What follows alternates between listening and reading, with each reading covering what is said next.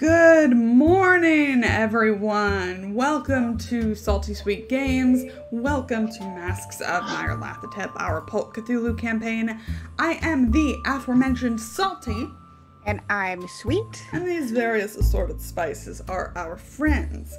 Before we go around and meet everyone and their characters who are split up, I think I said that last time, and definitely not in any danger. I also said that last time. That was a lie. Let's talk about some channel stuff. Okay, firstly, a ton of thanks to our sponsor, Roll20, our virtual tabletop of choice. The is part of the jingle, which unites gamers across any distance with easy-to-use tools that run straight from your web browser for free. It's free. It's free. We're part of their Spotlight program, in which they highlight indie TT RPG creators across the internet sphere, and we are super grateful for their support. We could not be here without them. And also, we have a brand new sponsor in the form of Dice Envy. If you like those physical click-clacks, those chonky boys, these are code words for dice nowadays. The hip lingo. Am I still young? I don't know. We are part of their affiliate program, and if you use our code SALTYSWEET, all caps one word, you get 10% off of these shiny math rocks. And you help support us. Also, there's like a competition happening for affiliates right now, and it would be like super cool if we won. So they know that we're cool and our community is cool. Is this working? Anyway, you help support us, so it's a win-win because you also get beautiful dice that actually, this one has been very good to me in my home game recently, so we stand. Anyway, thank you to everybody who's been subscribing and gifting subs. We have sub badges coming. Thank you, Hawk, for that round of advantage, since I missed giving y'all your advantage vitamins last week. Thank you. Speaking of donations, we have options down below. Today, all our donations during our Masks of Nyarlathotep stream will be going to the Minnesota Freedom Fund and other charities on the ground helping protesters. We stand in solidarity with them because Black Lives Matter. Now, here at Salty Sweet Games, we also use safety tools. So, we use lines, veils, X and no cards, stars and wishes, and content warnings, because while the characters are going to be put through hell, the players are here to have fun. And they are our priority always. An explicit content warning today. This portion of the adventure does deal with the police, so if that is something you do not want to deal with in your fiction today, totally understandable. We will be here next week for you. Without further ado, let's meet our players. Kienna, who are you playing today? Who are you playing? What's her secret? What's her deal? Tell me. Hello, I am playing Irene Blackwell, our resident forger. Found out that she used to work for the mob. Hey, that's the big secret she's been holding on to this entire time. And she's gonna go talk with her former boss. I'm sure it's gonna be fine. Totally cool. Totally cool, like everything that's been going on thus far. Let's hop up to Allison. Good morning, Allison. Good morning, Lauren. Good morning, everyone. Hey, it's Allie. I'm playing Ganymede Graves, adventure scientist, who's, just hanging out at the bar in the Cotton Club with the sister of a friend, and I'm sure the fact that I got dragged here by a cop who's working for the mob is not going to result in any violence or anything like that at all. I'm sure that's not what's going to happen. It's really an uncomplicated situation. It is. It's very straightforward and clear, and it's all good. Yeah. It's all good. Summer. Hi. Hi. It's me. I'm just a cute little boy minding my own business with my new human skin book. Don't mind me. Hi. I'm Why wouldn't I take it? I don't know. It was the smallest one. Makes perfect sense. Yeah, today, hi, I'm Summer. I use she, her pronouns, and today I am playing Charlie Rapp, who uses he, him pronouns, and he just lost 6 hours of time. Could it be me? Could it be you? So fun. Lots of sanity points were lost last time. Yeah.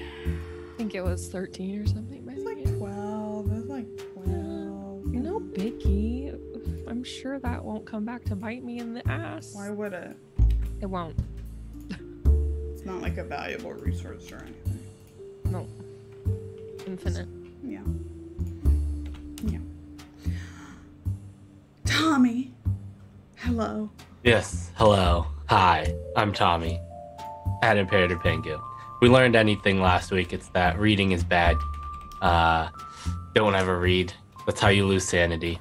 Mm-hmm. But I play Zebulon Augustine Claiborne Montgomery III, who tried to chase down a potential suspect, perhaps part of the cult, that killed his good friend, Mr. Jackson, and nearly got run over by a train. Yeah. Definitely got real banged up. Yeah. Did not manage to catch the guy. Rip. So sorry, Tommy. That's just, sometimes how it goes. I just could not string successes together. Was my problem. That's not what this system does, Tommy. Okay, let's do a quick recap. Last time, Zebulon did indeed chase the cultist who was spying on his conversation with Millie Adams through the streets of snowy Harlem down into the subway tunnels below. After a harrowing pursuit, the cultist escaped Zebulon, and Zebulon escaped death by the skin of his teeth. Charlie, unable to fool Erica Carlisle, was allowed to skim the books he extracted from the safe under supervision from her bodyguard. Though, while he was doing so, what he thought was maybe an hour or so turned into 6, and he lost all track of time. In fact, 6 hours passed before he left, though he did manage to secret out the smallest tome with him, the one entitled Life as a God. Meanwhile, Irene and Ganymede were escorted by mobsters to the Cotton Club, where Zebulon's younger sister Pearl is apparently working as a dancer, just like every now and then. They were brought there by Officer Rossi so Irene could meet with Don Ricci of the Italian Mafia. What that meeting is about, what their history is, well, we're gonna find out right now. Zoom in on the Cotton Club. Let me find my Cotton Club music, or ambiance, whatever you want to call it. Yeah. Not that it's very crowded in here right now, but you know. So, Irene, you have been led behind a kind of curtained off private booth. Seated in there is a man in a suit. It's kind of like casually, like unbuttoned, like tie loosened. He's got kind of salt and pepper hair and a bit of stubble, actually, which I think maybe you're not used to seeing, but it's early. I mean, it's not, it's like late afternoon, but it's like early for him, I think, for what, for his professional things. And he doesn't say anything. He seems to be kind of looking down at a couple of papers in front of him. There is a drink there. Obviously, the Cotton Club is basically a speakeasy. Just one that nobody fucks with because they're paying off the cops. But he doesn't say anything as you come in. He doesn't look up. He's waiting for you to sit. If Irene normally has a nervous energy around her, it is amplified right now. Mhm. She is not happy to be here. But she knows this is not the time to put on any bravado, so she goes and she sits down. It's very primly. He's got reading glasses, which I think he didn't have last time you saw him in person. That 4 years, yeah. yeah, that he kind of like pushes down as you take a seat, and he looks up for the first time. I think maybe to most people, Don Ritchie would look like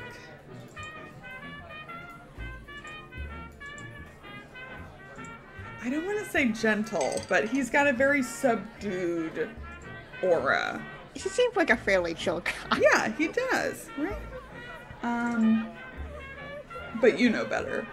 And he looks up at you with a small smile at last. It's good to see you, Irene.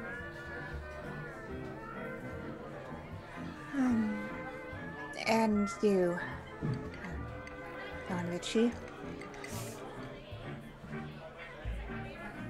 Did young Rossi give you any trouble?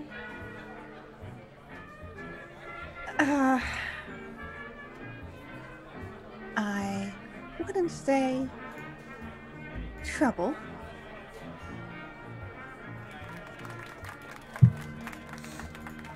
Yeah, he's kind of a mess, but he's got a clean background, you know.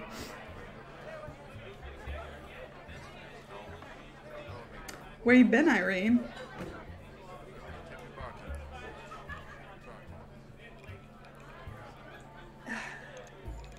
Out of town.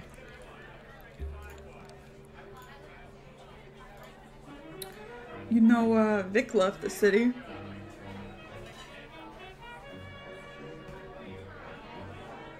I didn't know that.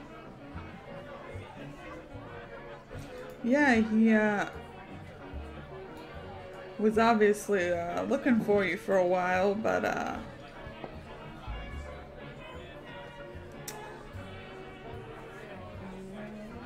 he didn't handle what he called your disappearance very well.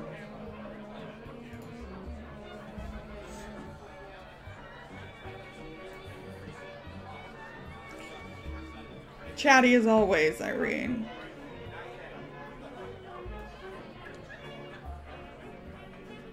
Well, I wasn't expecting a conversation today. You want a drink? I'm alright, thank you.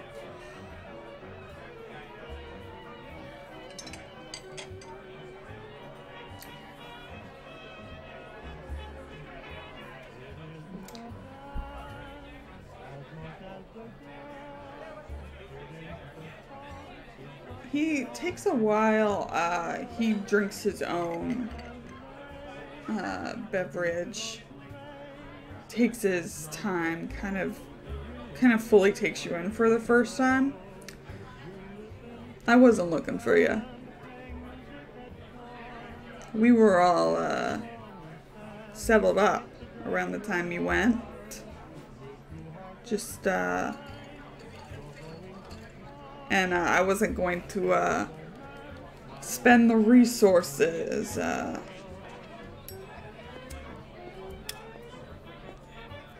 But your return, it comes at kind of fortuitous timing for me.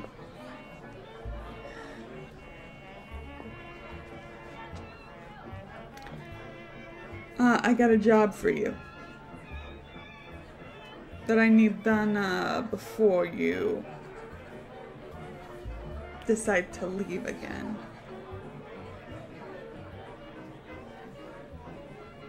I'm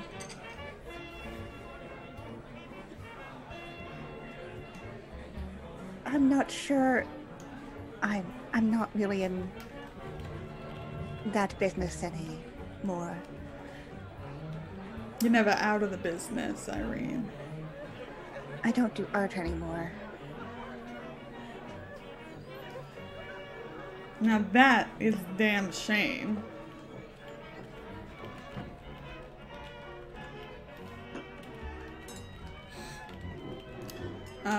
But we haven't really ever been able to replace you, so to speak, in this area, so I guess rinse off your paintbrushes.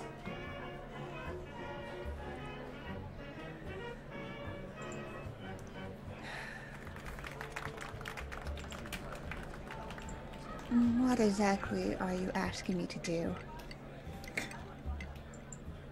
I have a painting I want you to copy.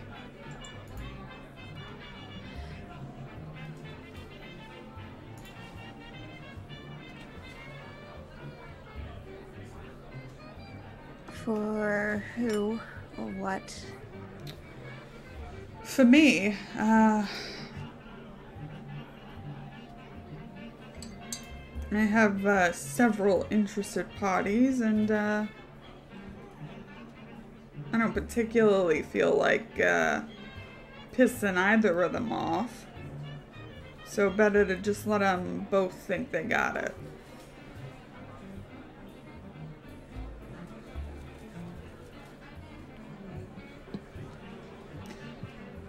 It should be quite a challenge for you, artistically speaking.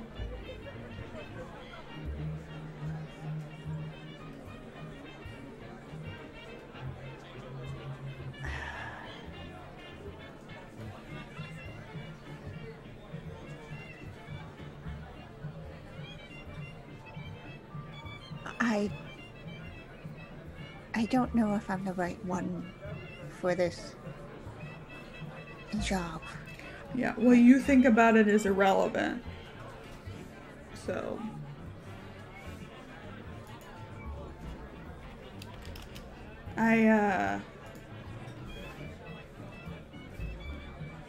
not to belabor the point, but once you showed back up, once Rossi was a big fan of Vic's back in the day, when Rossi was a kid.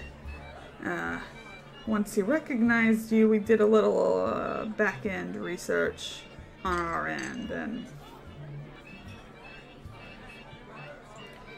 I don't want to have to pay you a visit in, what was it, West Virginia?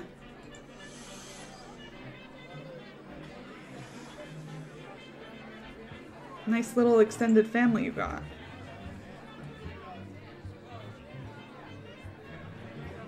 Now this Irene's hand tighten enough in a fist that her knuckles are white.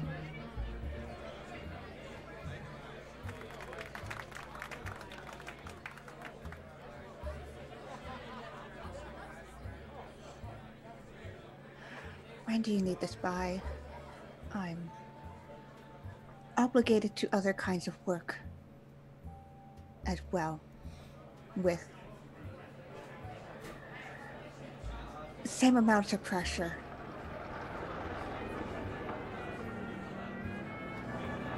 You're an interesting woman, aren't you?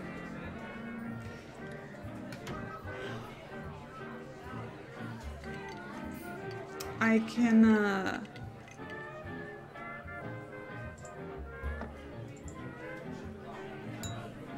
get you a week. A week? Maybe two. Don't think I haven't been looking for someone to do this job, Irene. Don Ritchie, you know that most of the time with these pieces I need a month. Yeah. So,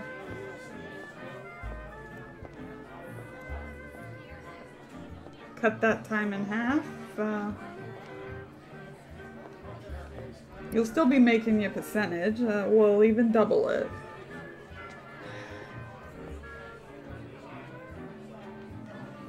Don't particularly care about that. And with any form of art, especially since I haven't been practicing, cutting time in half means that the quality is likely going to suffer.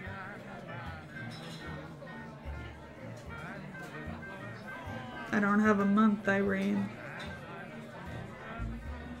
Maybe you should look at it and then give me a best estimate.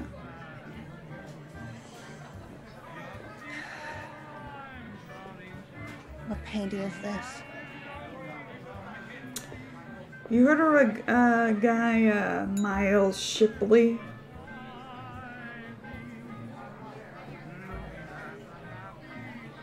Would Irene have heard of this?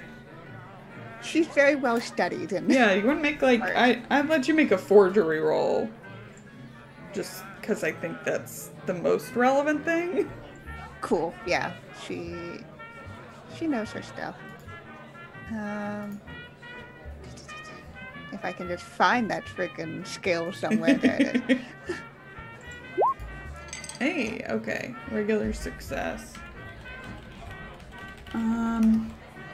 So Miles Shipley is a London-based artist. He lives in Chelsea, and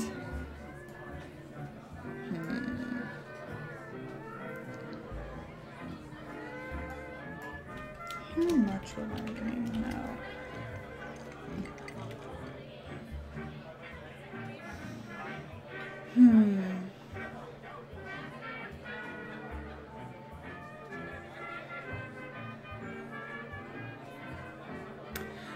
Basically,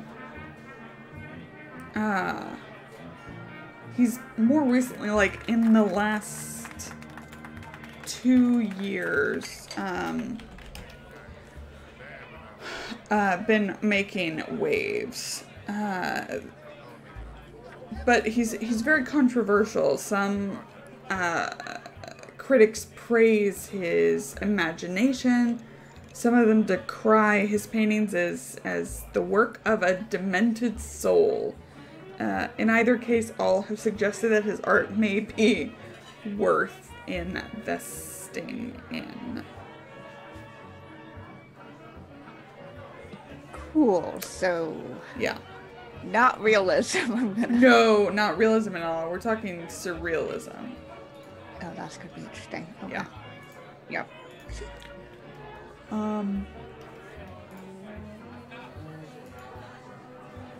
Yeah, so that's what you would know. Cool.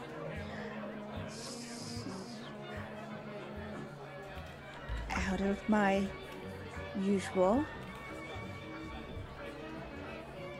Why would they want a painting from him?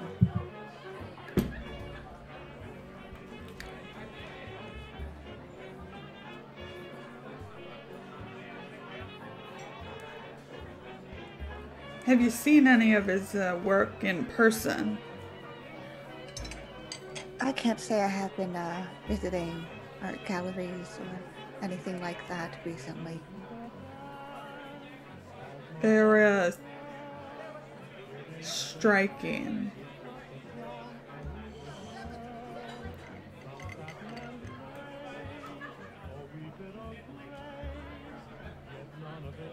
So, do you have the original? I do.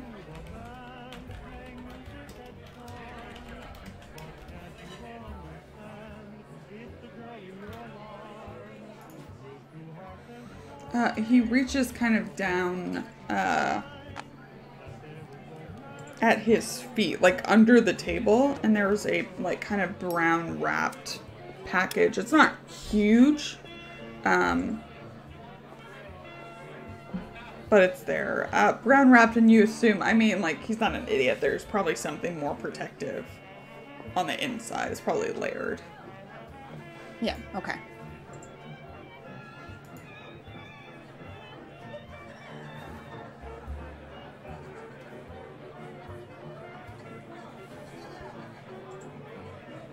Right, let's see it then.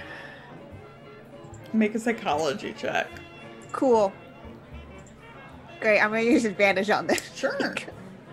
I'm bad at psychology. Oh, Oh. bad. Oh.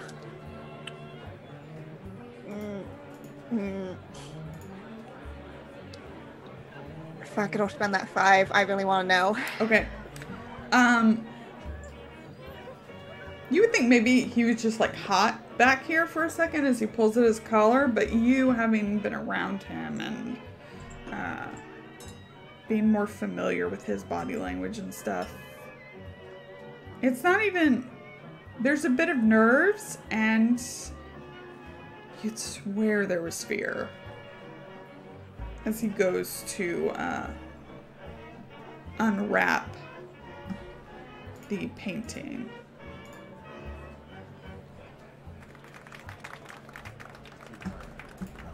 Also, everybody can roll on the Eldritch Gifts table. Thank you, Patrick, so much for your Tiltify donation.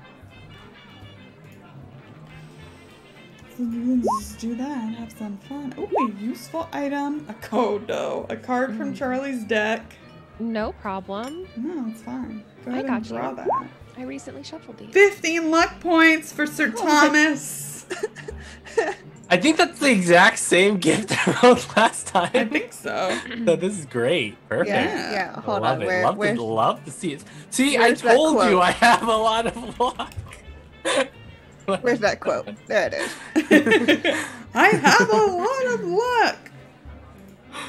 Points. Let me pull out that macro real quick. I'm gonna boop it for you, Allie, because I don't remember how I made it visible. Boop it good. Ooh, The card that I drew. I did Oh. boop it good. Nice. That's real quick. So we've got a useful item for Charlie. So besides the skin tone, Summer, if you'd write that down for me, I'll come back to it. Yes. A card from Charlie's deck that we will get into. 15 luck points for Zebulon, Augustine Claiborne Montgomery III. And the special thing for Miss Ganymede Graves, Life Preserver. Grant an ally the ability to roll with your skill percentage instead of theirs on a roll.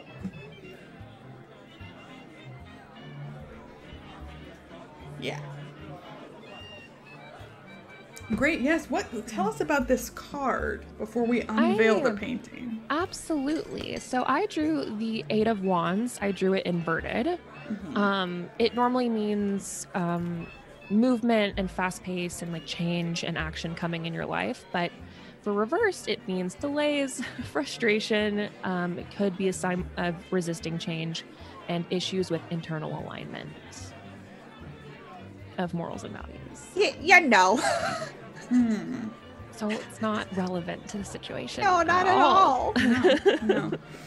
Will you write that down for me in our Zoom chat, Summer? ma'am. Thank you. Love to. Because he very carefully, Don Ritchie very carefully starts to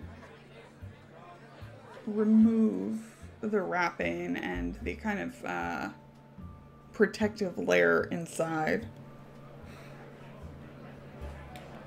He's also done it so that the painting is facing downward.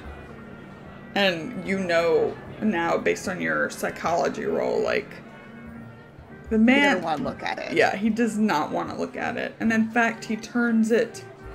As he turns it and, like, places it, he is not looking at it. He is avoiding its gaze. Cool. Yes, there shall be a sanity check. God, If you damn want to it. make it now, you can. I probably will as it gets revealed to me. Yeah. That feels appropriate. Totally. Sanity check. Yeah, I succeed. Nice. So you only lose 2 points of sanity. Cool.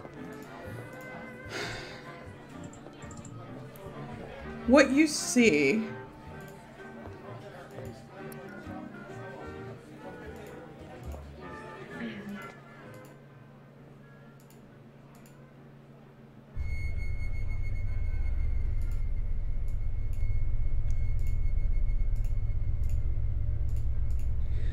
is a processional scene from ancient Egypt. There's a golden chariot passing through a mass of people who have fallen to their knees in reverence. Atop the chariot, with its back to you, seems to be a pharaoh dressed in black and gold robes. Their face is turned away from the viewer. Behind this figure, two men have been impaled on stakes, eviscerated. Their internal organs hang down to the ground, and they are being eaten alive by a pack of jackals. And as you look at it, it almost seems to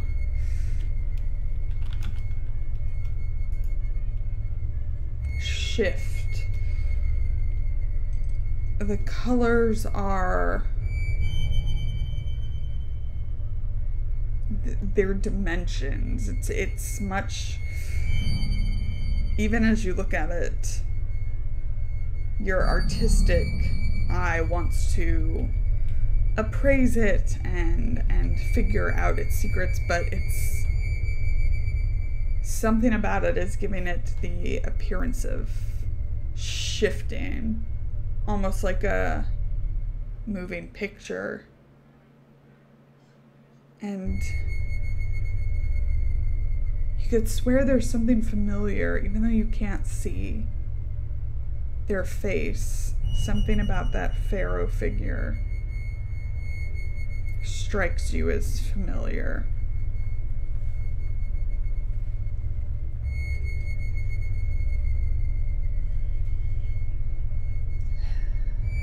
How big is this painting?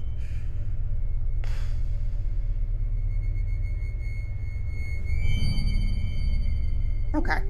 Yeah, it's like most of Shipley's work that you've read, at least, it's either like huge or like obviously like able to carry without being cumbersome. Okay.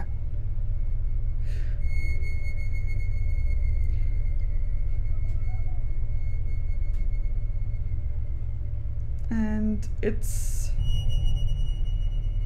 I think, 2 or so minutes pass. Don Ritchie doesn't say anything. He's not looking at it.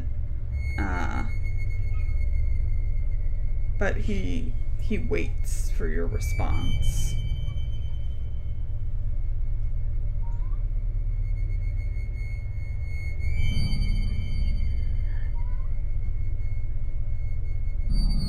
It's 3 weeks.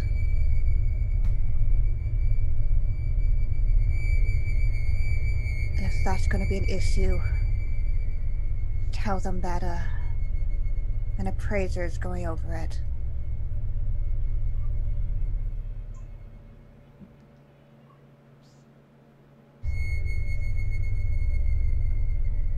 He, without kind of looking, kind of covers it back up with just some of the wrapping paper, just kind of drapes it on it so that the view is obscured. And as he does so, as it's covered, make a spot hidden check. Cool.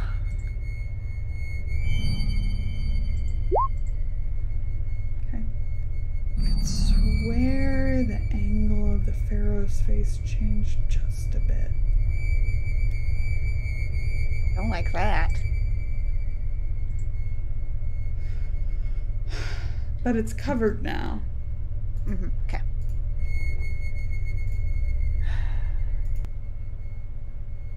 Have either of your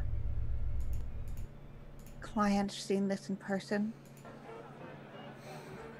No, I don't think they've seen any of his work. It's hard to get over here, and word is he's been holed up in his apartment for a while, so I don't think they've seen any of his new stuff either.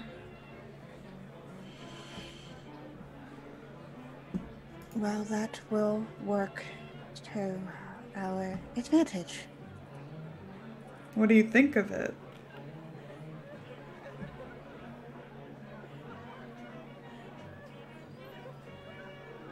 unsettling.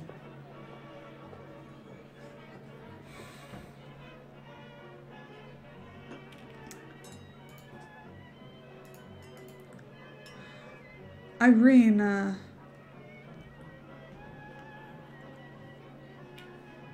when you left town, Vic was in too much of a state to really be able to use all his skills to their furthest extent. I, however, was not. I saw, well, of course not me personally, but got word that you boarded a boat with some snooty looking fella. And Vic, after you were gone, he was not in a place to hear that. He has not been well. I sent him back to the old country to recuperate, but I haven't heard from him in a while. In case you were interested.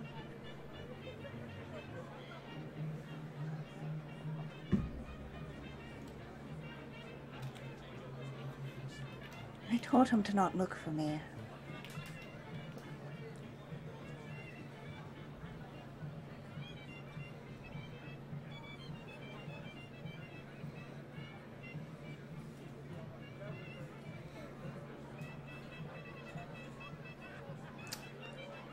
Well,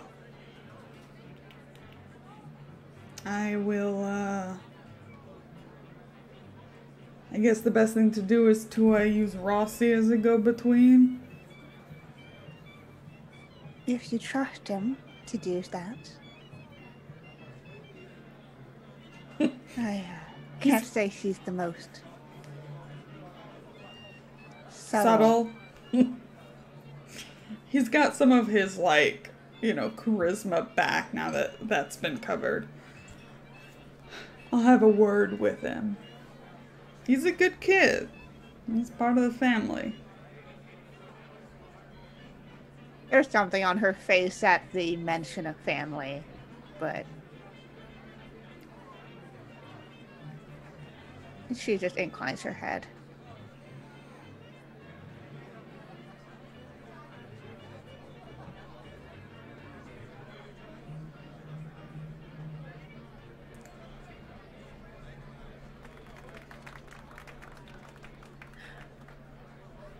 Three weeks. 3 weeks then, don't leave town.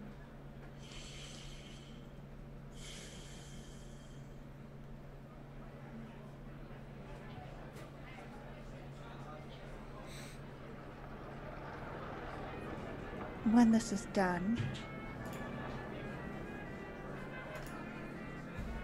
can we consider this to be done?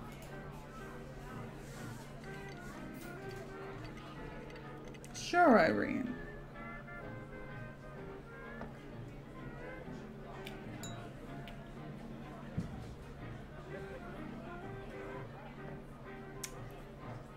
Have a good evening. You too, Don Ritchie.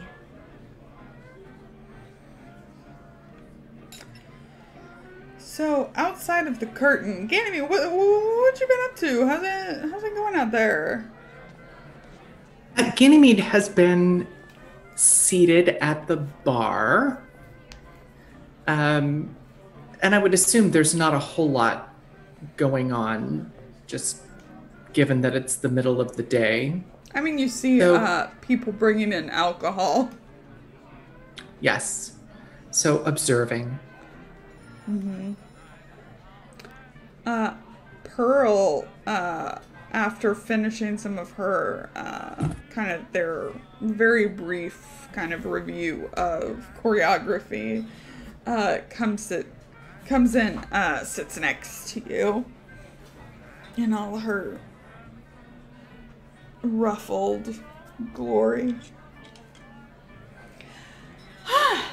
So what have you been up to? It's been a while. Yes, it has been, hasn't it? I've was back at home in England for a while, doing some research. And then, of course, well, you know about Patagonia. Your brother was there. Since then, spent a bit of time off the Azores, studying marine life, and then most recently in the Caribbean, diving on a Spanish shipwreck, in search of gold. Hadn't found any yet, of course, but...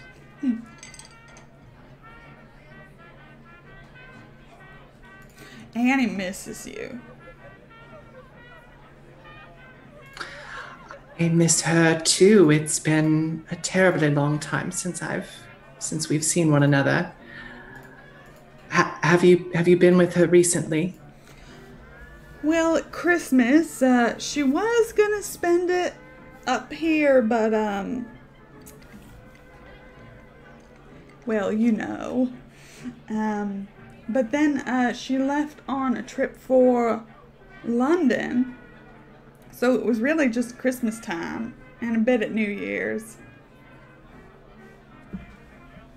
What took her to London? Work. Of course. Well, perhaps we passed one another somewhere along the way. Oh, I hope so. She constantly chatters about you. Well, I know that... I know things have been difficult of late.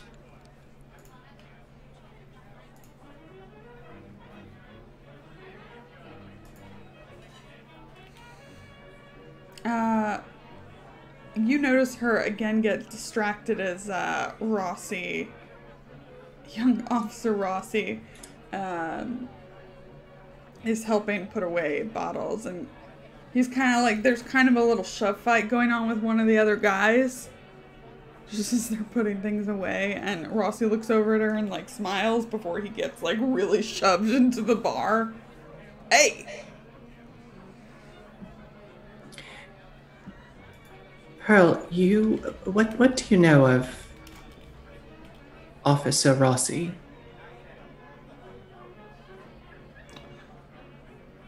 Well, he's not much older than me. He comes from a rather large family, much like me. He's real cute.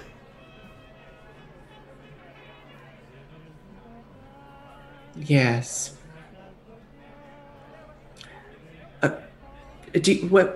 What part of the city is he from? Do you know?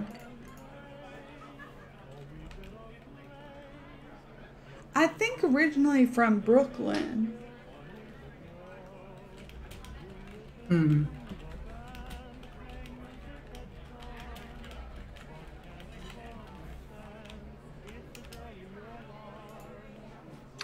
Yeah, Ganymede is a bit... She's maybe just a bit distracted, kind of keeping an eye on the curtain, and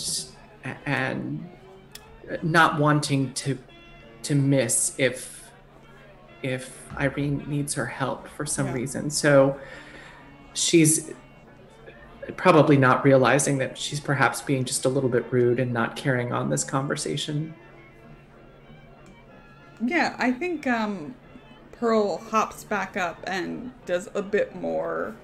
Obviously, she's not really doing her full warm-up and review, but at some point, as the music starts playing, as the actual like full band arrives, do you want to dance, Ganymede? Oh, thank you, Pearl. That's all right. I should wait for Irene. I could teach you the moves. some other time, dear. Thank you. All right. Pouts. Pouts so good. Pouts so hard. She is 100 and pout. So.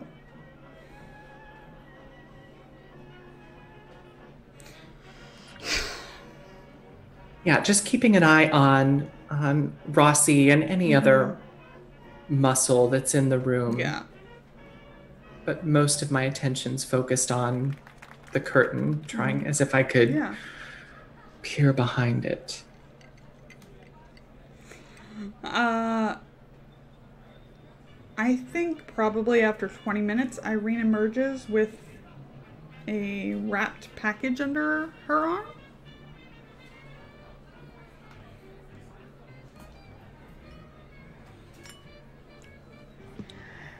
Sorry to keep you waiting, Ganymede. Not at all.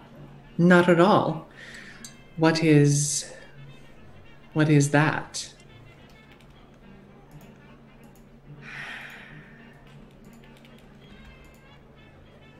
I've been asked to put some of my artistic abilities to use. Ah. I don't know that Ganymede knows how you've used those in the past. The only thing she knows is that Irene's really good at copying stuff. Like you saw her copy down sketches extremely precisely.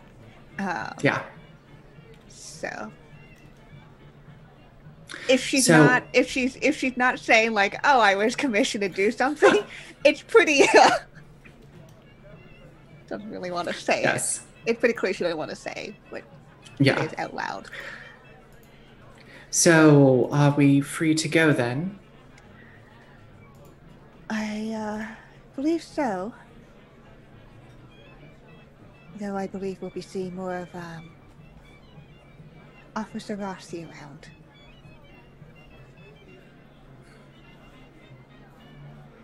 Ganymede looks as though she's about to say something, but stops herself. After you then. Irene kind of does like a polite little like nod to Pearl.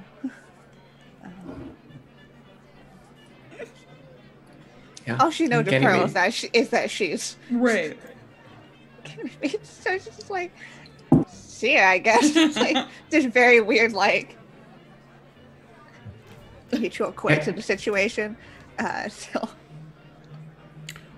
Ganymede had already suggested that they get together sometime while she's in the city, so she says her farewells as well. And where are the two of you headed? It's probably about 6:30. Sunset time. I mean, actually, it's winter. It's after sunset. It's dark. Yeah. We said 7:30 was when we were going to meet up. Yeah. And back at Charlie's hotel room, is that right? No, we were going to meet at the office. Oh, that's right. To go about the will. Mm-hmm. That's right. Well, the shop's only a few blocks down. But do you think half an hour is enough time to do what we were going to do? Perhaps not. Perhaps we could have a bite to eat and then meet our friends at the attorney's office.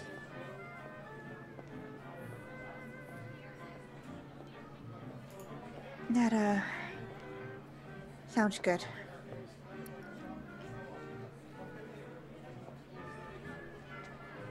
So you're heading to grab some food? Yes. I know where you can go. Oh boy. Where can we go, Lauren? It's like a little cafe at 139th and 6th Ave. How super kind. We walk by that one. I'm just kidding. No, smart. Great, yeah. It's just like a few blocks north. On the way to the subway, it's fine. But we will just, go there. Anyway, we'll come back to that. It's interesting. I want to hop over to Charlie. It's just 9:30 at night when we do. So, Charlie, you drove up here, right? We said that? Yeah, it was like as I was like in my car, I realized, and driving away, because I was peeling out of there as fast as I could to get away from fucking Joe. Joe! Just a man doing his job. I can't fault him that. And yeah, so Charlie was like peeling away, and he was like, "Oh shit, it's late. Oops, made a mistake." I think just on your way back into the city, you physically, like, your eyes physically feel really tired. Like, almost, not necessarily like heavy or anything like that, but like you've been staring with your eyes open for a really long time. Yeah. And several times you could swear somebody is in the passenger seat.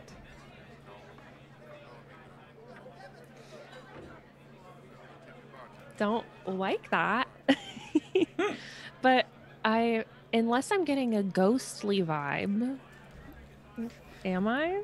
Is this a ghost vibe, or is this like I'm hallucinating because I'm tired vibe? Because I think Charlie would be able to tell the difference. Actually, go ahead and make a power check. Okay, I want to do that. Yeah. Here we go. Okay. Just narrowly. I did it.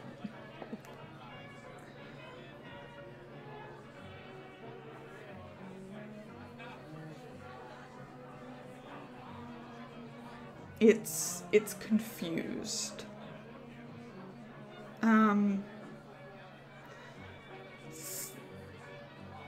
You're definitely thinking it's more of the, like, tired and, like, drained, like your mind playing tricks on you. But a couple of... There's just something about what you're seeing. I think sometimes out of the corner of your eye you see, like, Annabelle's, golden hair pinned back, her hands in her lap, and you can hear almost like muffled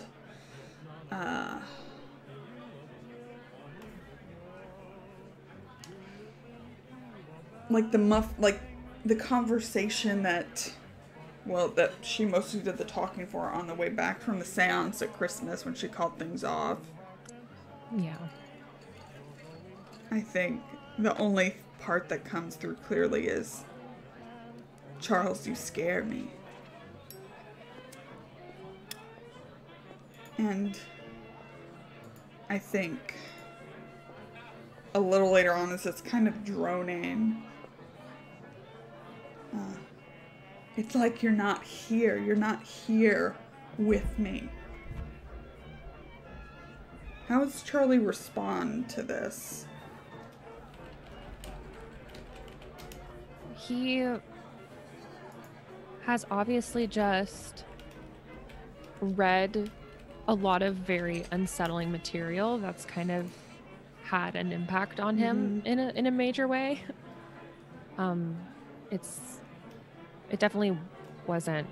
I mean, like, I think he looks over at the book that's probably also sitting in the passenger seat, And I think he's shaken up by it. I think he's like trying to do that thing where he's like, this isn't happening. Like, you're fine. You're tired. He's like explaining it away in his head of what's going on. But there's like that part of him that really can't. I think he feels very similarly to he did when he was at the seance, and he was like seeing those things through a door that nobody else could see, and he was having these very, very real visions. And I think he's like hoping that that's not that's not what's happening, right?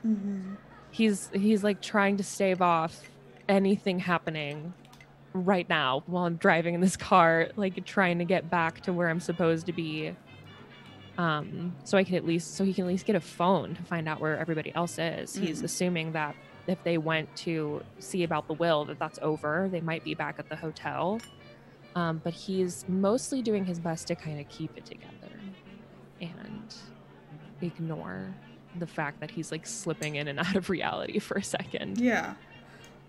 Why don't you go ahead and make another sanity check? Are you sure? Yes. Okay, I will. I'd love to. Whee! Hey! Oh my god. What? Just looking at your Shocked sanity. at my sanity? Once upon a time, she was 80. Now she's 62.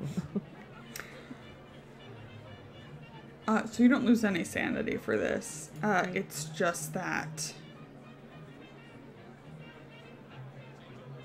as you're trying to stave all this off, Annabelle, the memory or presence of her voice, whatever it is, fades away.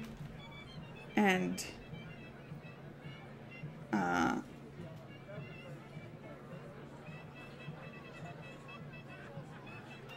you blink.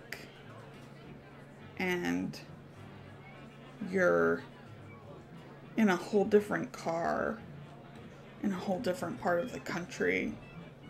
And there's a teenage girl with thick dark hair and a radiant smile next to you, laughing.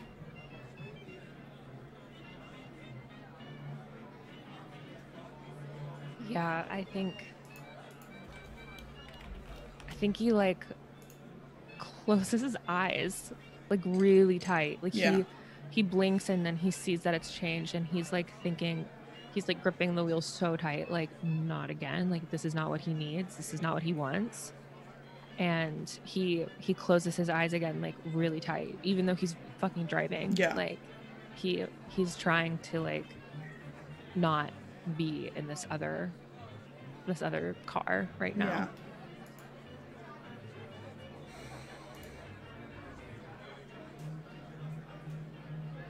After a moment, the sound of her laughter fades. You don't hear anybody in the seat next to you. I think he hesitantly opens his eyes again. Just taking like really like those deep breaths that you take when you're trying to like stave off a panic attack, you know? Yeah. And because, you know, last time that this happened, he had Annabelle with him to kind of help bring him back into reality. And this time he's by himself, which is really scary. He's not used to this. Like, this isn't part of his normal psychic shit. Yeah. And yeah, I think he's just like really breathing deep. Yeah. I think he probably pulls over at this point.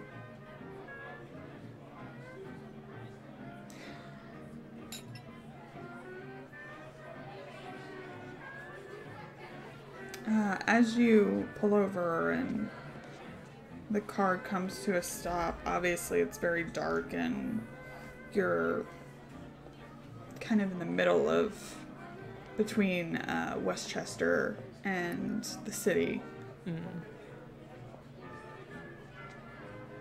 There are a few cars that go by, kind of reminding you of the world. Yeah.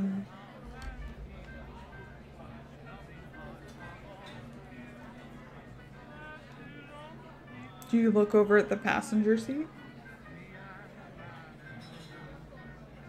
I I think he has to.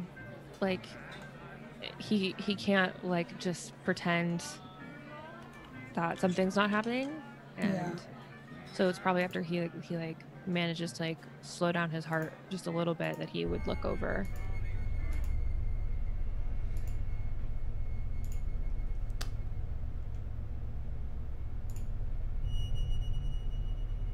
There's someone sitting there. It's dark. You've really only got the waning moon to see by.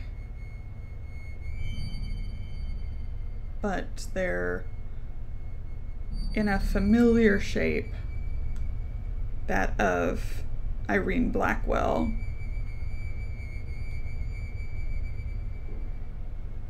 Mm-hmm.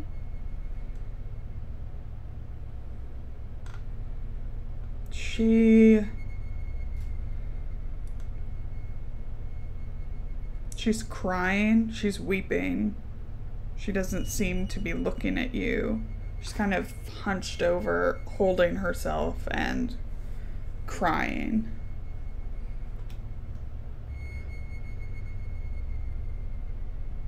I think he kind of shakes his head a little bit, but he sees Irene like crying, and he's so like out of it from all this like lost time and everything. And I think he reaches out to like put a hand on her back to kind of try and comfort her. And I think he hears himself say like, what's wrong, but it's that kind of like disconnected where he didn't really think that he said anything. He kind of just blurted it out without thinking.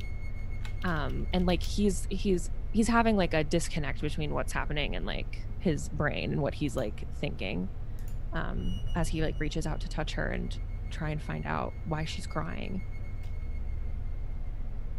Charlie, you can see me? And your hand passes through her. She's gone. She's not there. She's gone now? Mm-hmm.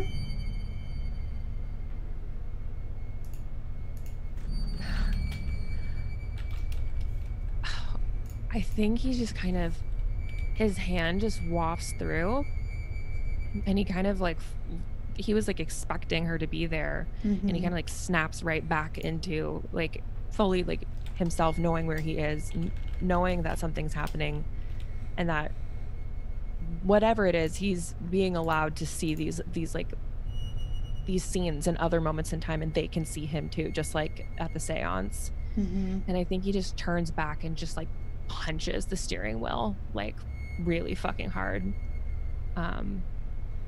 angry and confused and scared and by himself, and has no explanation. There's no book that he can read that he knows of yet that would be able to help him navigate what's happening. And he's just he's like overcome with emotion, I think. And I do think he like fully like breaks down, starts crying. And we'll fade away from that for a bit. Turn back the clock to around like 6, a little after. Zebulon, you have just exited the subway with your life intact. How do you feel? Real banged up and like shit right now. Cool. Cool. Just Zeb is just kind of looking around, breathing hard, just seeing if he can catch a glance of the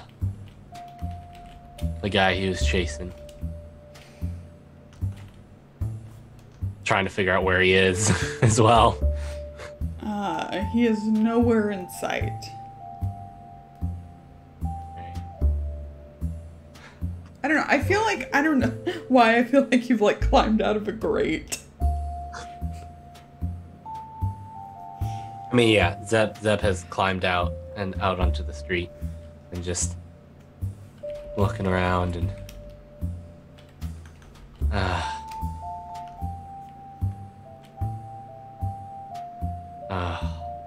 damn.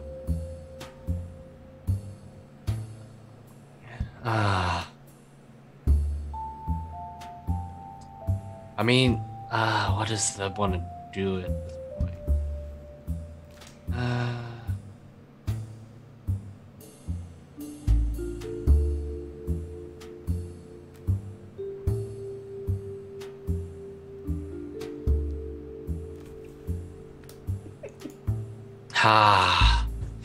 I mean, it's just like Zeb's just not really sure what to do at this point. Yeah.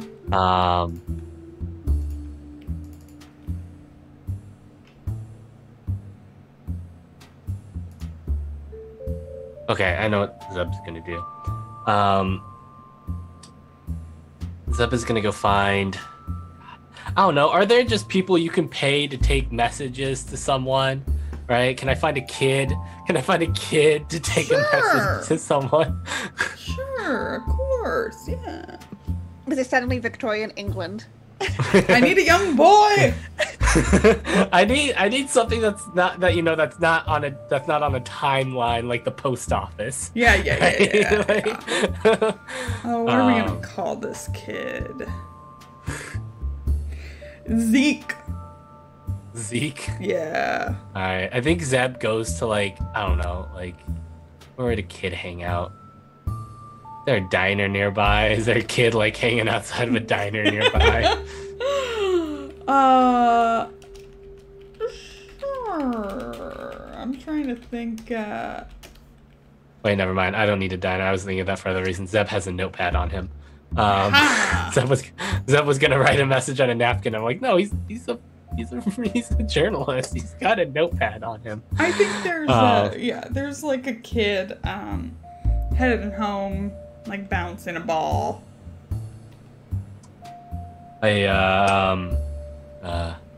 Kid. Are you familiar with the I'm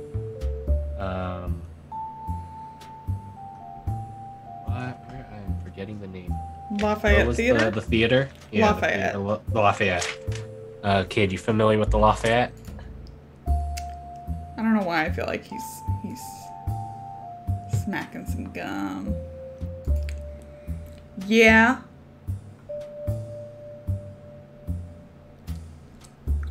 Okay, this is 1920, so 25, yeah.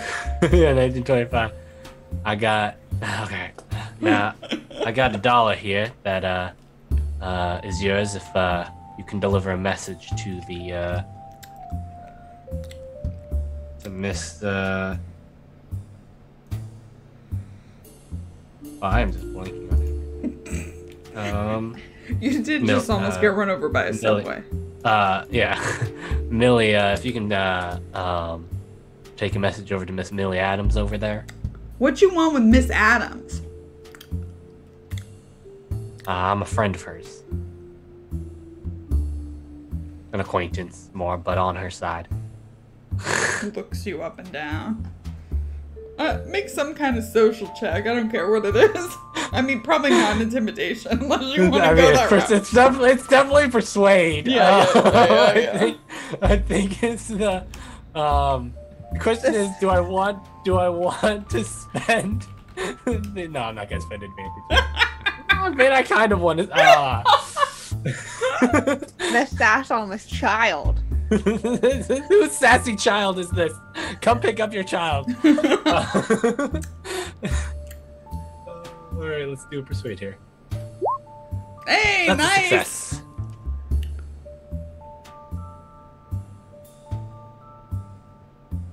You really her friend? I would say I've got her best interest in mind.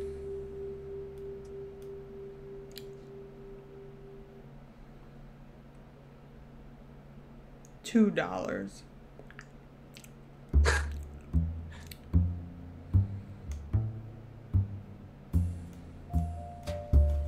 $1 now. I'm gonna give you a note. I'm gonna leave. I'm gonna give you.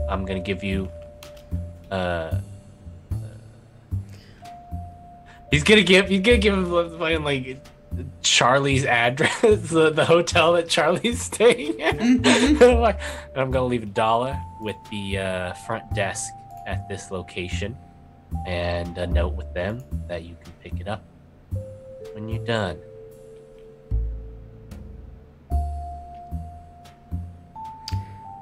He's smacking on the chewing gum, not bubble gum. Bubble gum wasn't invented till 1928. He was just like chewing on it. Okay. Smacking it.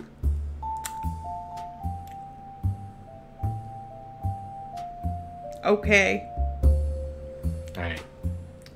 Zeb is going to take out his notepad. Zeb is going to scribble a quick note to Mrs. Millie Adams, saying that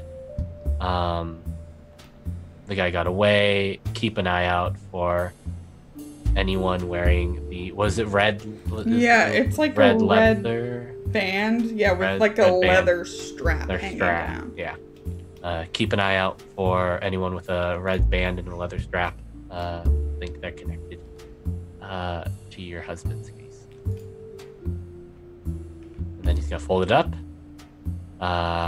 into one of those ones. One of those. I think there's a way to do it into like a triangle where you can't open it without ripping it, right? Yeah. Sure. There's a way to do that.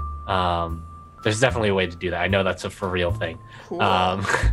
I personally do not know how to do it off the top of my head. And then I'm gonna take out $1. I'm gonna write down another little note that gives the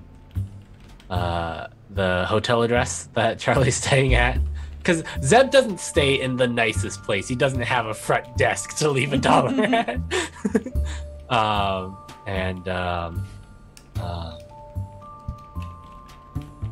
He's gonna give the kid the $1 and the note.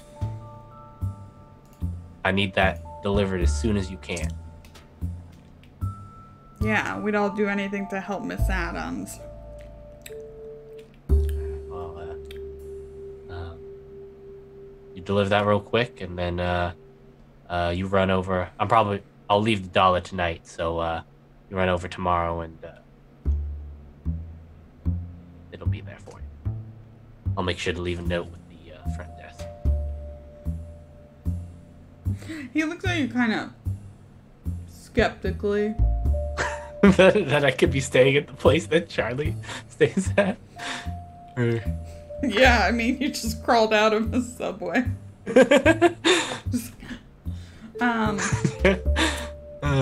Yeah, but he runs off. I don't know why I've changed my mind from a ball, and he's like spinning a hoop down the street. Yeah, no, this kid just absolutely scammed Zeb, but like Zeb's just not in the right state of mind for it to deal with the sassy kid. Zeb can't deal with the sassy kid. And he's off. Yeah. And then Zeb I think Zeb's gonna head for the meeting, I think. Okay. Maybe stop in at that diner and like grab like a quick bite and like clean up in the bathroom real quick. Mm-hmm. Like, try and not look like such a disheveled mess. Excellent. Oh, why not? When you walk in, Irene and Ganymede are just finishing up a lovely meal. This place is called Fat Maybelle's, 139th and 6th Ave.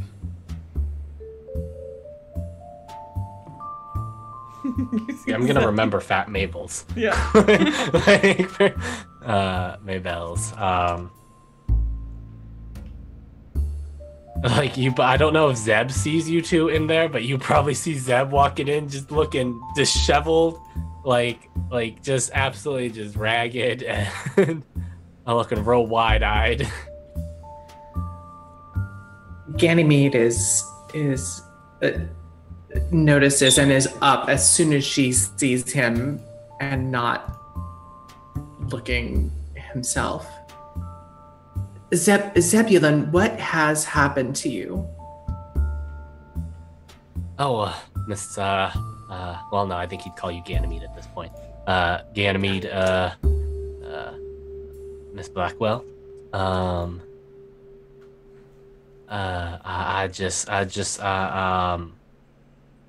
was just out. I mean, I was out following. I went to talk to Miss Adams, the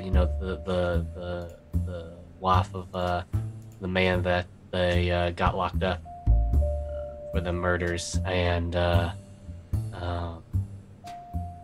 I think someone was spying on me, spying on Miss Adams, had one of those headbands. And I tried to track him down, I tried to run him down, but I'd lost him in the subway. You chased him into the subway? Yep, now that I think about it, not exactly the smartest of plans. But I mean, it was a potential lead, and also like I was a little concerned that this might fall back on Miss Adams, and so I was really concerned about that. I didn't want, and I don't even know if they were following me or if they were keeping an eye on Miss Adams, but I'm gonna sit down. Hey, can I have your glass of water, please? Yes, of course. Are you hurt? I'm a little banged up. Nothing worse than when I used to get in my football days, though. So, he didn't take any damage at all? Yes, it did. I took some damage. But it's like, pretty banged up. Yeah.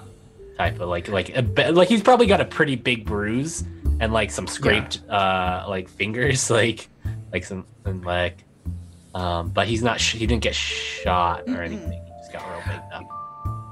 Ganymede waves down a waiter.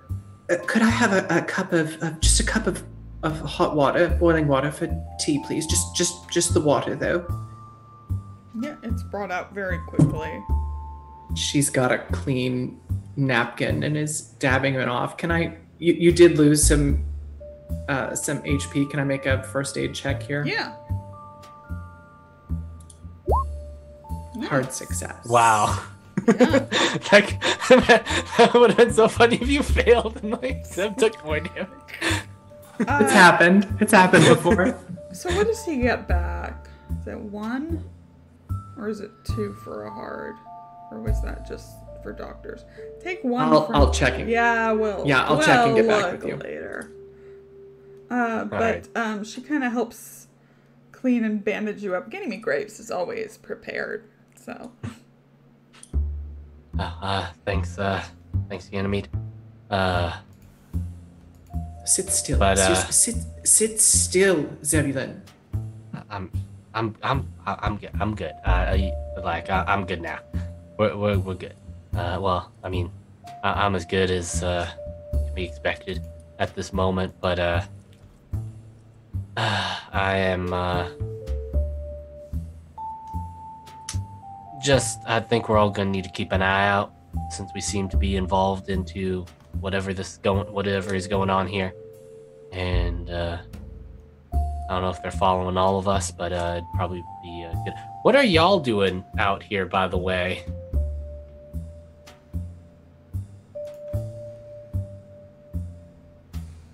Well, we went eventually to go look at a store up in Harlem. Got a little sidetracked. That's not gonna psychology. Irene clearly has like yeah, a that's weird not gonna package psychology with her. these two. Mhm. Yeah, no, he's not gonna psychology these two. Like he'll psychology just about everyone else when report him out. He's not gonna psychology his friends. Find anything interesting? Looks to the painting. I feel like we can discuss that a little more privately. Oh, okay. Well, I'm gonna order something to eat. I'm absolutely starved, and I don't wanna go to this meeting on an empty stomach. And Devon's gonna proceed to order like three meals worth of food. Mm-hmm. Like pancakes, like fucking hash browns and Yeah. eggs and bacon. I mean, I would like. So, as you're kind of finishing up your meals and the bill is brought out, a man walks in. A shaved head, kind of dock worker's clothing. He is African. He is very tall. This place seems to be kind of a hub for African immigrants at this time. But he stands out just with his like presence. And the room, there's just a moment, I think, that all of you kind of get the sense that the other people in here all kind of stiffen their spines.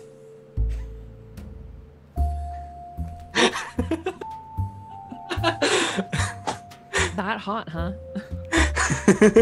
So hot. Damn it, Lauren.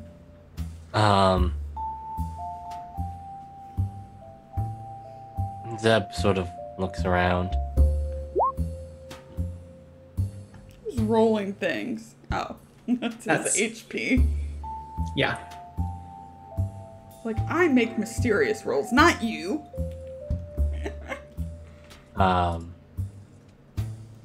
I mean, Zeb probably notices Zeb has learned to pick up on Yeah. social cues a bit, and just says, must be someone important around here. See you two. I suppose so.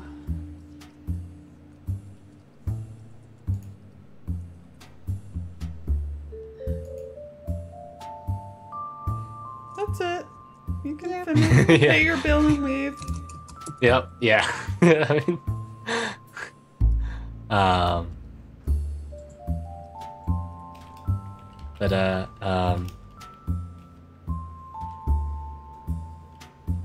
yeah. I mean, Zeb's just gonna finish all 3 plates of food and pay his bill. Mm-hmm. It's about time to start heading for the. Yeah, it's time. Okay. Yeah. As she's wrapped up doctoring him up and all of this has taken place, and they're getting ready to leave. Oh, Zebulon, did you know that Pearl is here in the city? Excuse me? I'm sorry? Yes. Who's here in the city? Your sister, Pearl. We'll discuss it later, perhaps. Wait, no. Why is Pearl in the city? We're discussing this now. She has a yeah, exactly. She has a job at an establishment here in Harlem.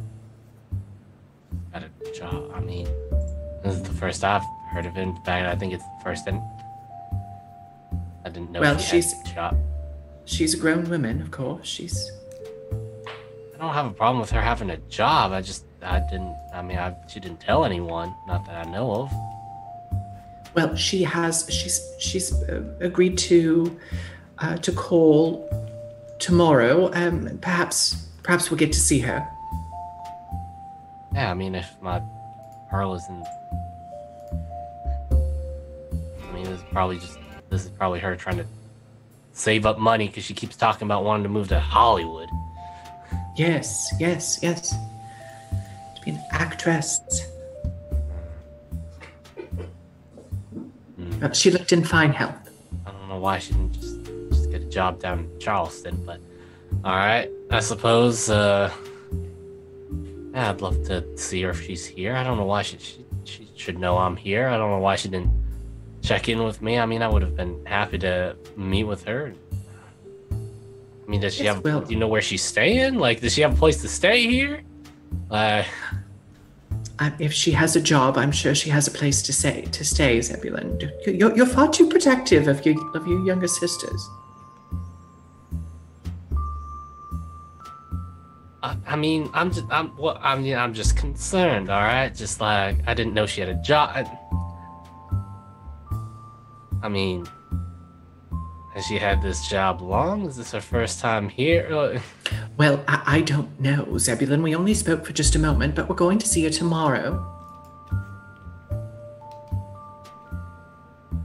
Ganymede is beginning to regret that she raised the subject at all. Why? It's super chill. Like, I don't know why she don't get a secret job. You totally told me. I would have been happy to help her out. I don't know why she's not. I really is keeping her mouth shut. Yeah, lot to think about for Irene. So that makes sense. Happy to help her out. I mean, she knows I work up here half of the year, and so I don't know why she wouldn't jump. Jeff's just kind of muttering to himself at this point. Eventually you are dropped off on Lexington Avenue and 35th Street in front of Prospero House, where Jonah Kensington, Carlton Ramsey, and Willis Lye said they would be tonight.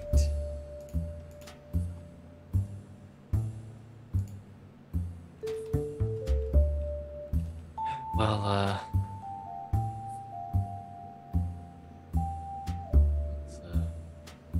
go in. Ladies first. So we'll hold the door open. Thank you, Zeb. Okay. And you can head on in. The office is very informal looking. Kind of friendly and warm.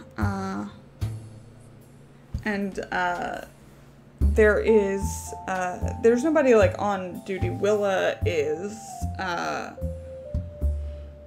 kind of waiting in the kind of lobby area that before it actually heads into the offices part of it. And she smiles a bit. I mean, everything is very strained right now, and says, glad y'all can make it. Good evening, Miss Lye. Good evening. Where's Mr. Rapp?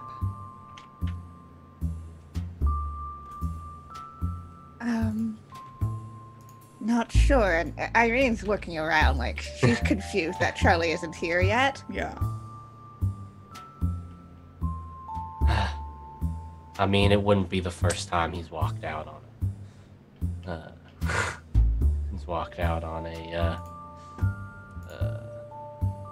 I'm blanking. I'm sure he appointment. Sure, he's just late. We knew where he was going, right? Yeah. Yeah. Yeah, you knew he was headed to Westchester, right? Like, which is a drive. Yeah. So Yeah. it's a chance that he would be late. Yeah. I'm sure he'll meet with us later. The sort of like gives a very like sure.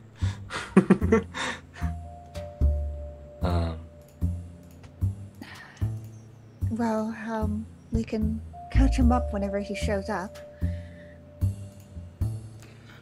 Yeah, I think they're just about set up in there. Right. Kind of look at the others. Shall we? You shall, I guess. Okay.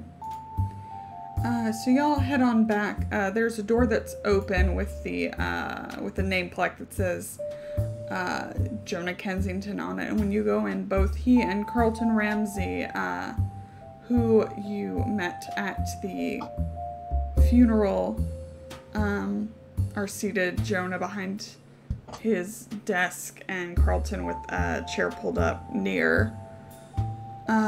Jonah looks up.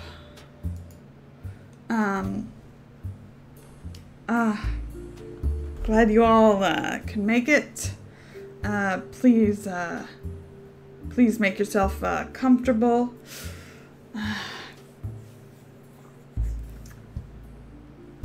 He looks, he's got a couple of, looks like letters spread out in front of him that he's been going over. Carlton has like a portfolio that you assume contains the will and other paperwork.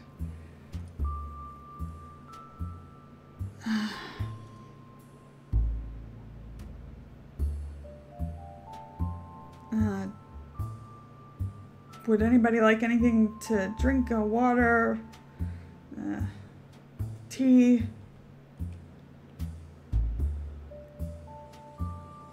I think I'm good. I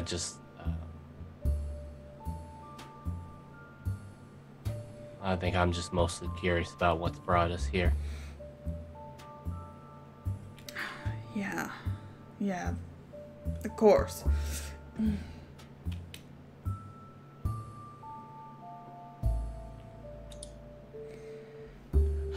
Well, where to begin?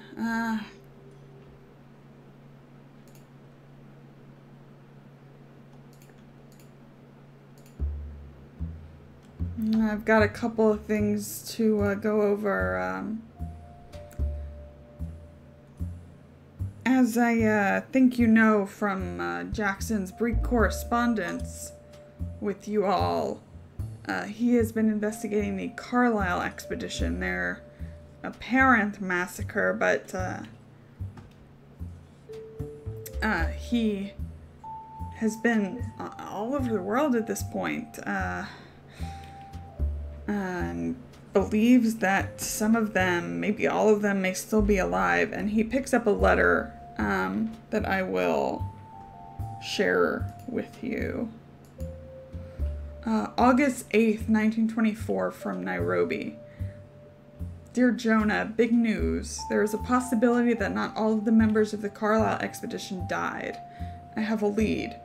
Though the authorities here deny the cult angle, the natives sing a different tune. You wouldn't believe the stories. Some juicy notes coming your way. This one may make us all rich. Blood and kisses, Jay. And he kind of hands that over to you all.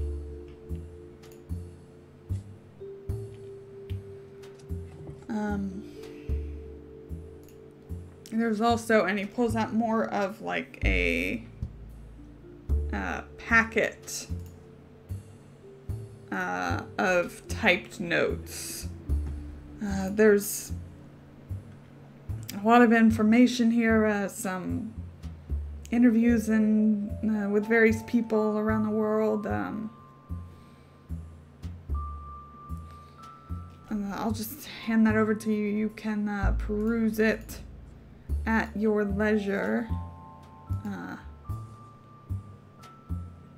Oh boy. Yeah, I'm not reading that.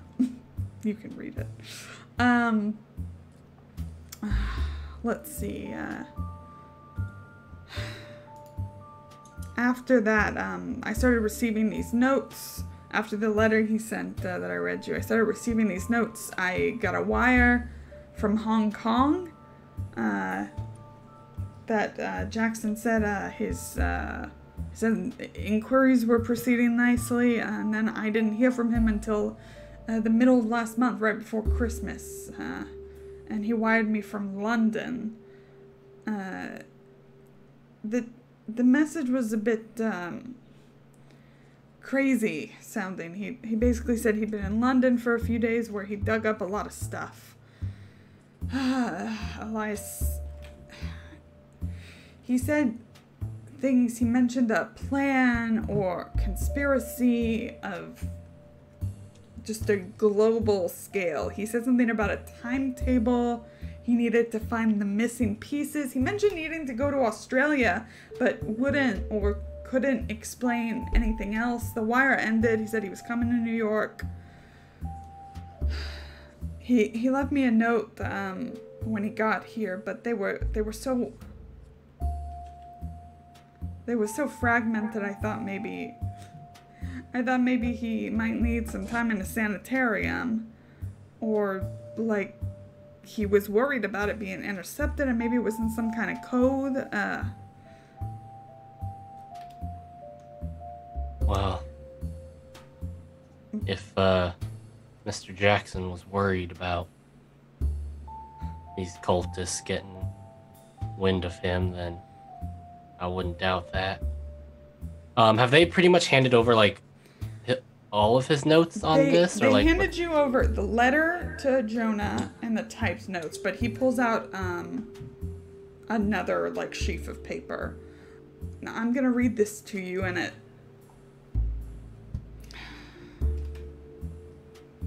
I just don't want you to think poorly of him. I don't think you will, but it just doesn't sound like the Jackson I knew.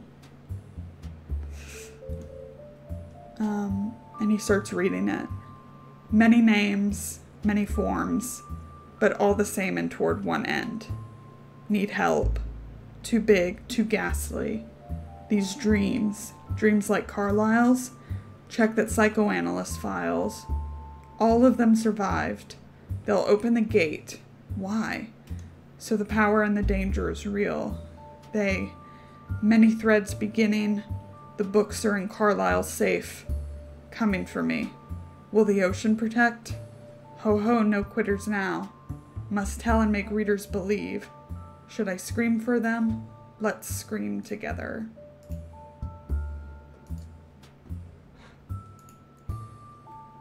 And when he's done reading, he just puts that sheet of paper down and like kind of like wipes his hands.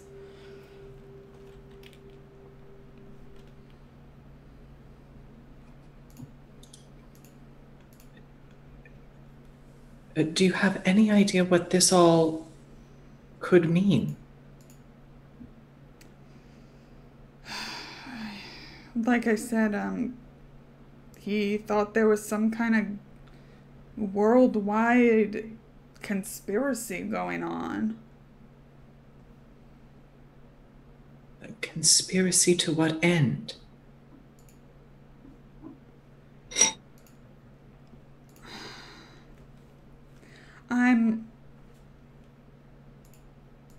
I'm not sure. I mean, this is the most coherent bit he sent me. Otherwise, most of the things were hard to read even for me, and I know his handwriting.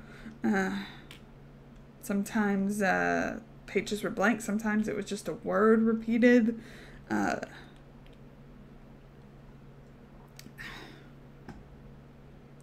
That's not the only thing. And Carlton opens his portfolio and brings out a record.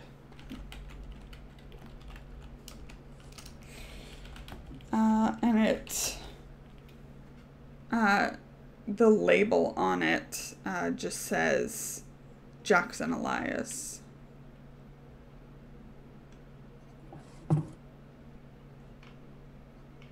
And he walks over to a player that is set up and places it and starts it.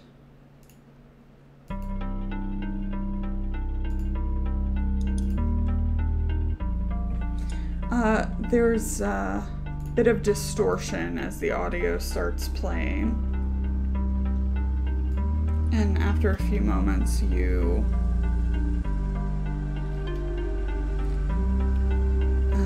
hear a throat clear, and Then a very familiar voice. Is this thing on? I never knew how to work these.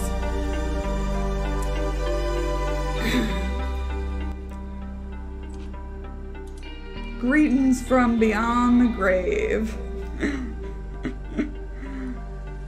By now, you know that all I've really left you is a whole heap of trouble. If I was still around to have an opinion on the matter, I would understand if you decided to walk away from it all. Hell, if I'm dead right now, that's a good indication I should have done the same. But you know me too well, and I know all of you too well. You were the kind of people who always did the sensible thing. We wouldn't be such good friends. You've been there when I needed you in the past, and I hope you will be again, even if it's too late to save me. I've been pulling threads all over the world, and while most of them are still unraveling, I think I'm onto something big. Carlton and Jonah can fill in more of the details for y'all. I've left some of my papers and notes with them, which should help you work out which hornet's nest you need to poke next. There's a long pause. I trust you to bring my killers to justice.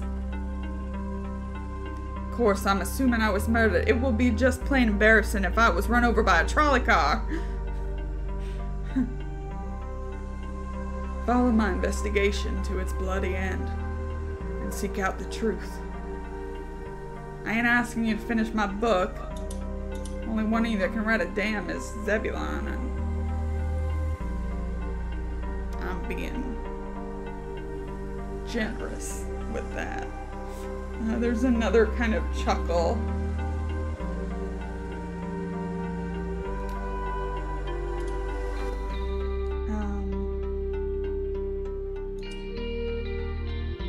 And the chuckle kind of fades until you hear muffled crying.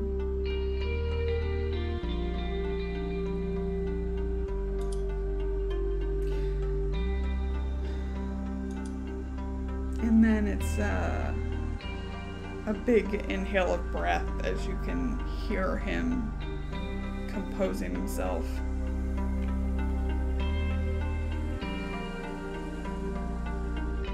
I hope I'll get to see you all one last time.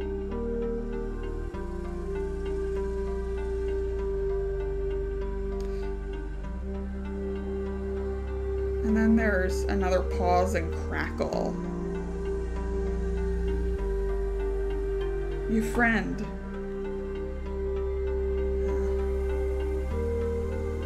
I'll be your friend always. Another pause and an extreme crackle. And you think it might be done, but Carlton kind of holds up a finger. And then Jackson's voice, it sounds much farther away than the rest of the message, just starts repeating. Shine a light. Shine a light. Shine a light. And Carlton and Jonah both look over at Zebulon. And the recording stops. And I think that's where we'll end today's session. Light! Light! What? Light! Yes? Light! Light! What? Yeah? Wait, why are you gonna do this to me? What are you talking about? Didn't do anything to you. Feels good. Feels good, man. Let's go around and talk to everyone, see how they're feeling. I feel great. Let's start with not Tommy. Let's go to Allison first. Change it up. Wow, I feel really sad. I feel really terrible for Jackson. I'm just overwhelmed with that right now. But that's what good stories do, right? I am, as always, grateful for the opportunity to tell stories with all of you, my friends, with you, all of you who have joined us. Thanks for your donations. You can find me here on the channel, and particularly on Monday nights, running Dungeons & Dragons 5th edition in a campaign called Strange Invasion that is built around the 1976 module Expedition to the Barrier Peaks. So lots more weird science, little cosmic horror, lots of D&D fantasy. So join us there on Monday nights, 6 Pacific, 9 Eastern, if that's your sort of thing. Otherwise, you can find me on Twitter at Allison Robinson with 2 L's and a Y. Love now, peace later, friends. Let's go to Summer while she still has power. Hey! Hi! It was a very brief flicker, so hopefully it's settled. But yeah, I am Summer. You can find me on Twitter at justasummerjob. That is where I tweet and retweet about everything that I've got going on. You can find me on Off the Tables channel here on Twitch, off_the_table, Tuesday through Friday, at playing games and talking to people and doing stuff. Starting all of those days at 6 PDT. This was super, super fun. So good right there at the end, Lauren. Obviously the whole thing was so good, but gotta end with that hard hitter, you know? Fuck Tommy up, am I right? Yeah, so just go follow me there. Awesome. And I'll be here every Saturday. So. Yay! Yay! Now, to my dear friend Tommy. So, which sister is in Nairobi? Which sister's in Hong Kong, Lauren? Let's play Where Are Zeb's Sisters in the World? I don't know, I might just move around one more of them. Just one more. Mm-hmm. Yeah, okay. Frankie. Yeah, I know, I figured. Oh my god.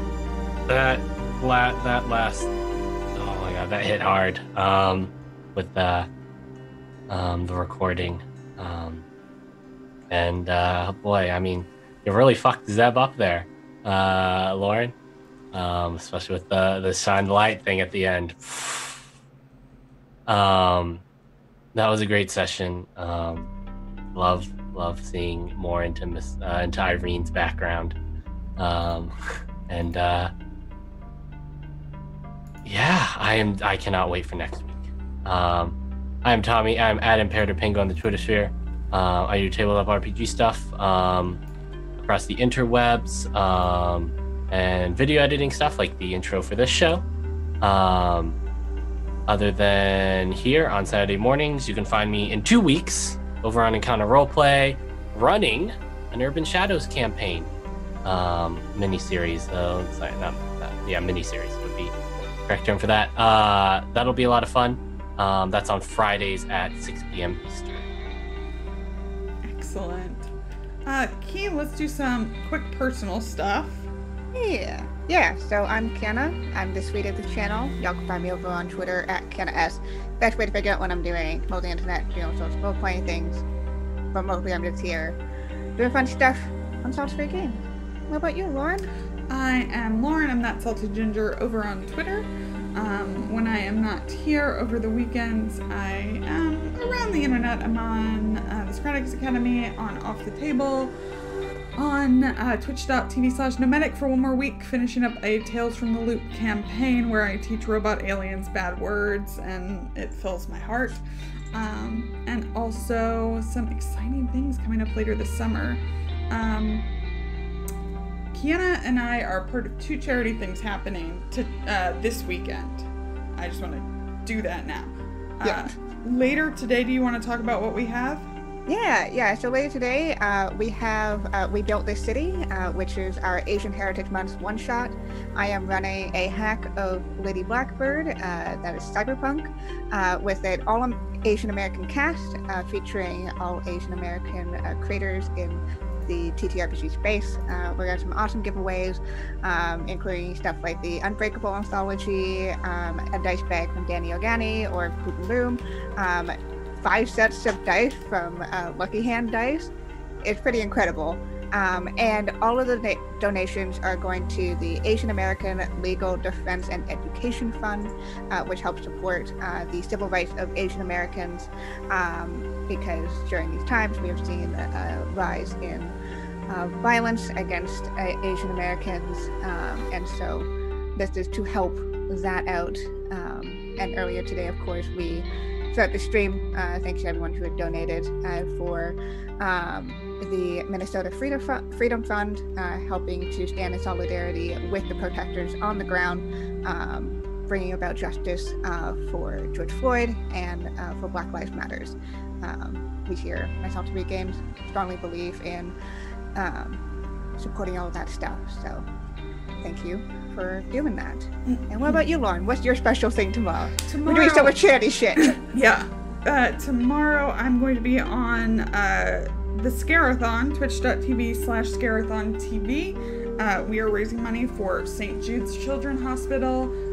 Myself, Alice, White Rabbit Pick, Madame Gandalf, Barmaid Alexis, Ravenheart, and Scraticus are going to be over there playing Call of Cthulhu. I'm going to play my nun with a gun, Bonnie. And we are the finale of that huge charity stream. I think last time I checked, we were already at 17,000 raised. And I'm so excited for it. That's going to be tomorrow, Sunday night at 6 p.m. Pacific over there, big finale. So if you can come out, please do. For the kids. For the kids. Otherwise, thank you to our sponsors, Roll20 and Dice Envy. We couldn't bring you this content without them, and we're super grateful for them. If you ever miss an episode, you can check out our YouTube. We are like 10 away from getting that custom URL. We are 10 away from getting that custom URL, so we want it. Save Kienna. And please. Other places you can support us are by subscribing here or gifting subs to people. We have a Redbubble if you would like some cute merch. And of course, follow us on Twitter if you want to keep up with us and what we're doing. We usually announce when we go live or any new shows or any other things we are involved in. We retweet over there, so help keep up with us there. And be back later. 3:30 Eastern, 12:30 p.m. Pacific. Yeah, we'll be back with We Built the City. In the meantime, we're actually gonna go raid Scarathon, so y'all can send that love and energy over to that charity stuff. If you are please stick around and chat. If you have the hype emote, please spam that hype when we get over there. Otherwise, just spam some hearts. Full love from us at Saltysweet Games and all the great we can do. Even just sitting around playing games at a table with a lovely community. That's it from us. I think we're gonna go and do that. All right. Wave bye, everybody. Goodbye. Bye.